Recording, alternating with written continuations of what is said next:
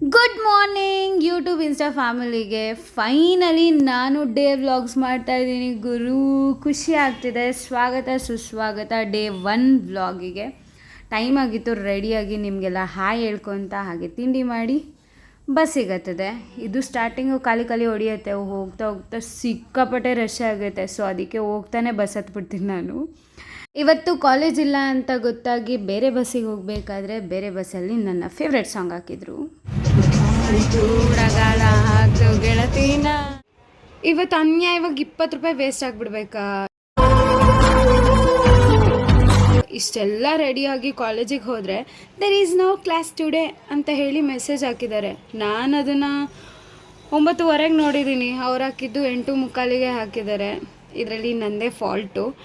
Anyways, ಈಗೋ attitude ಅಂತ ಏನಲ್ಲ, ನಾನು ವಾಟ್ಸಪ್ ಮೆಸೇಜ್ನ ತುಂಬಾ ಕಮ್ಮಿ ನೋಡೋದು.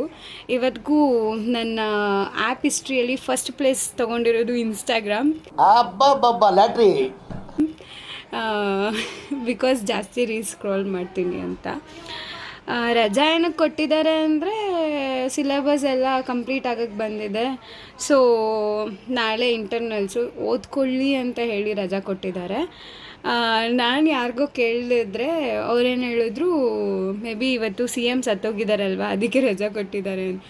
ಈ ಕಿವಿಲಿ ಗುಗ್ಗೆ ಪಗ್ಗೆ ಇದ್ರೆ ನೀಟಾಗಿ ಕೇಳೋದೇ ಇಲ್ಲ. ಏನಂದೆ ಇನ್ನೊಂದ್ಸಲ ಹೇಳು. ನಾನು ಬಾಯ್ ಬಿಟ್ಬಿಟ್ಟೆ ಯಾವ CM ಅಂತ.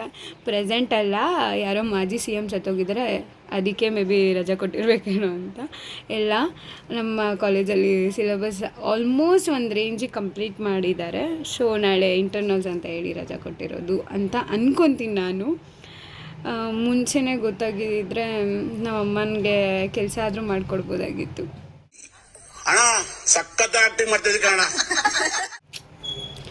Day wasted.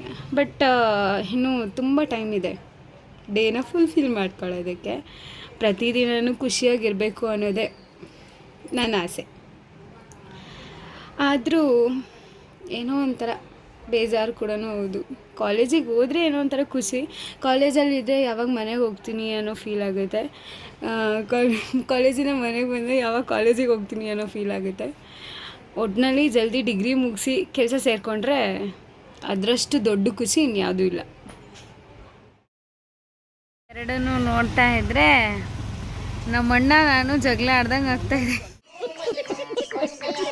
ಹೂ ಇದ್ದರೆ ಸುಗಂಧ, ಹಣ ಇದ್ದರೆ ಸಂಬಂಧ ಅನ್ನೋ ಈ ಜನ್ರೇಷನಲ್ಲಿ ಅಕಸ್ಮಾತ್ ನಾವೇನಾದರೂ ದುಡ್ಡು ಮಾಡಿದ್ರೆ ನಮ್ಮ ಜೊತೆ ಹೇಗಿರ್ತಾರೆ ಗೊತ್ತಾ ಜನ? ಒಂದು ಸ್ವೀಟ್ನ ಒಂದು ಕಡೆ ಇಟ್ಟಾಗ ನೊಣಗಳೆಲ್ಲ ಬಂದು ಕೂತ್ಕೊಳ್ಳುತ್ತಲ್ಲ, ಆ ರೀತಿ ನಾವೇನಾದರೂ ದುಡ್ಡು ಮಾಡಿದ್ರೆ ನಮ್ಮ ಸುತ್ತಮುತ್ತ ಎಲ್ಲ ನಮ್ಮ ಸಂಬಂಧಿಕರು ಇರ್ತಾರೆ. ಹಾಗೆ ಶತ್ರು ಕೂಡ ಸ್ನೇಹಿತನಾಗ್ಬಿಡ್ತಾನಂತೆ. ದುಡ್ಡಿಗಿರೋ ಅಷ್ಟು ವ್ಯಾಲ್ಯೂವು ಮನುಷ್ಯನಿಗಿಲ್ಲ ಅಂತ ಕ್ಲಿಯರಾಗಿ ಅರ್ಥ ಮಾಡ್ಕೋಬೋದು ಈ ಜನ್ರೇಷನಲ್ಲಿ.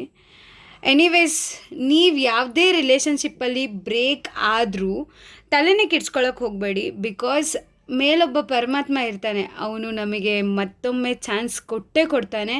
ಆ ಚಾನ್ಸಲ್ಲಿ ನಾವೇನು ಅಂತ ಪ್ರೂವ್ ಮಾಡ್ಕೊಳ್ಳೋಣ. ಆ್ಯಂಡ್ ರಜಾ ಸಿಕ್ಕಿದೆ ಇವತ್ತು ನಾಳೆ. Congratulation brother.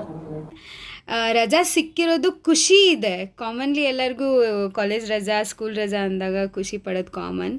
ಬಟ್ ಇಲ್ಲಿ ಬೇಜಾರಾಗೋ ಸಂಗತಿ ಏನಂದರೆ, ನಮ್ಮ ಮಾಜಿ ಮುಖ್ಯಮಂತ್ರಿ ಸರ್ SM ಕೃಷ್ಣ ಸರ್ ಅವರು ವಿಧಿವಶ ಆಗಿದ್ದಾರೆ. ಅವರ ಆತ್ಮಕ್ಕೆ ಶಾಂತಿ ಸಿಗಲಿ. ಆ್ಯಂಡ್ ಇವ್ರ ಬಗ್ಗೆ ನನಗೆ ನಿಜವಾಗ್ಲೂ ಗೊತ್ತಿರಲಿಲ್ಲ. ಒಂದಿಷ್ಟು ಪೋಸ್ಟ್ಗಳನ್ನ ನೋಡಿದೆ. ಮಧ್ಯಾಹ್ನದ ಬಿಸಿ ಊಟ ಜಾರಿ ಮಾಡಿರೋ ವ್ಯಕ್ತಿ ಅಂತ. Hats off sir. ಇದು ಆ್ಯಕ್ಚುಲಿ ಚೆನ್ನಾಗಿರೋದು. Thank you so much. ಯಾಕಂದರೆ ಒಂದಿಷ್ಟು ನಿಯಮಗಳನ್ನ ಕೊಟ್ಟೋಗಿದ್ದಾರೆ ಅನ್ನೋ ಖುಷಿ ಇದೆ. ಎನಿವೇಸ್, ಅವರ ಆತ್ಮಕ್ಕೆ ಶಾಂತಿ ಸಿಗಲಿ ಮತ್ತೊಮ್ಮೆ. ಇವರ ಬಗ್ಗೆ ಹೇಳ್ತಾ ನನ್ನ ಡೇ ವ್ಲಾಗ್ನ ಎಂಡ್ ಮಾಡ್ತಾಯಿದ್ದೀನಿ. ಮತ್ತೆ ನಾಳೆ ಸಿಗೋಣ. ಬಾಯ್.